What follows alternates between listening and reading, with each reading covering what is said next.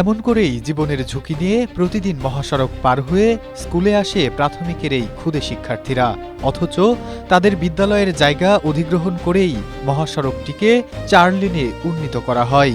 সড়কের উন্নয়ন করা হলেও ব্যস্ত মহাসড়কটি পারাপারে শিক্ষার্থীদের জন্য কোনো আন্ডারপাস বা ফুটওভার ব্রিজ তৈরি করেনি সড়ক সংযোগ প্রকল্প সাসেক। ফলে জীবনের ঝুঁকি নিয়েই শিক্ষার্থীদের বিদ্যালয়ে আসা যাওয়া করতে হচ্ছে। জানা যায়, সাসেকের আওতায় 2019 সালে ঢাকা-রংপুর মহাসড়ক 4 লেনে উন্নীতকরণের সময় বগুড়ার শাহজাহানপুরে বেদগাড়া সরকারি প্রাথমিক বিদ্যালয়ের প্রায় 15 শতক জমির মধ্যে 4.25 শতক জমি অধিগ্রহণ করা হয়।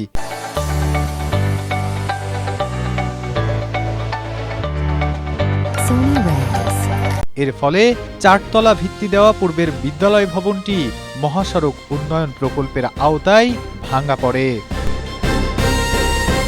এদিকে অর্ধযুগ পেরিয়ে গেলেও বিদ্যালয়টিতে নতুন কোনো ভবন নির্মাণের উদ্যোগ না নেওয়ায় চরম ভোগান্তিতে পড়েছে সাধারণ শিক্ষার্থীরা। উদ্বেগজনক হারে প্রতি বছরই কমছে শিক্ষার্থীদের সংখ্যা। আমাদের স্কুলে যখন বৃষ্টি বাদল হয় তখন আমাদের হাঁটুখানি পানি হয়, এর জন্য আমরা ঠিক মতন পড়াশোনা করতে পারি না। গরম লাগে, পানিতে এগুলা ডুবে যায়।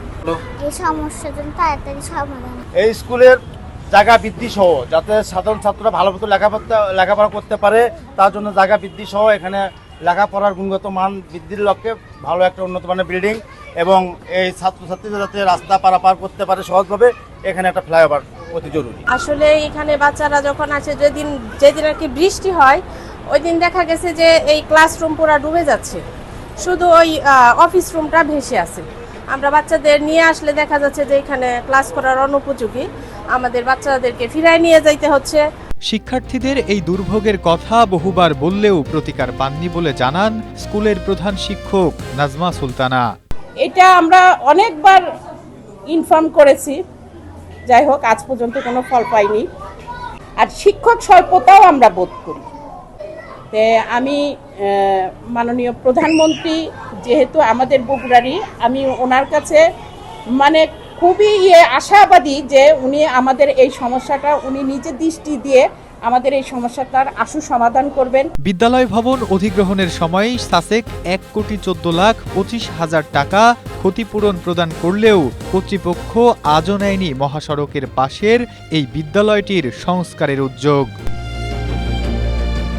নানামুখী সংকটে বিদ্যালয়টির যখন এই করুণ অবস্থা, তখন এর কিছুই জানতেন না জেলা প্রাথমিক শিক্ষা কর্মকর্তা। সবকিছু শোনার পর বিদ্যালয়টির ভবন নির্মাণ ও সংকট সমাধানে আশার বাণী শোনালেন তিনি। এই বিষয়টা আমার নজরে আসছে। রাস্তার উন্নয়ন কাজের জন্য স্কুলটিকে ওই সময় আংশিক অংশ ভাঙার প্রয়োজন হয়েছিল।